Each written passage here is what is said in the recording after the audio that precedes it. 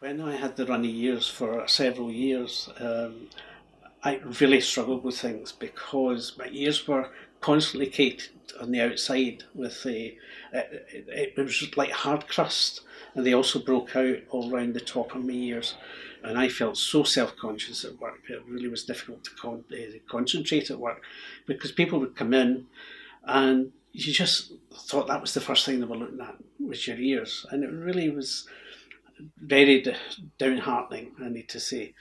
Because of the runny ears, I just was not allowed to wear hearing aids of any sort, and I really struggled because I had no hearing at all. One of my biggest disappointments was when I was banned from swimming. I wasn't allowed to get any water near my ears, I wasn't allowed to put anything near my ears, touch my ears, anything of that nature, just because of the runny ears. So it was a sheer frustration trying to cope with how my ears were dictating my life. When they fitted me with my Baha, it was like a light switch being switched on. I could suddenly hear it work again, I could join in conversations at work, and I could focus on my work.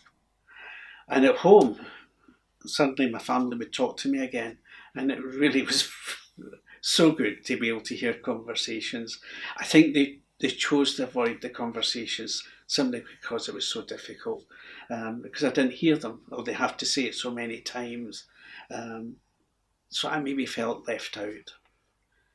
And all I can say is that the Baha revolutionised my lifestyle once we got it fitted. My ear started to dry up relatively quickly after that. I think they also did a bit of an ear operation when they fitted my Baha. And I was allowed to go back swimming, which I really loved. I used to go every lunchtime and enjoy my swimming. But it changed my sleeping pattern. I was able to sleep at night because my ears were now dry.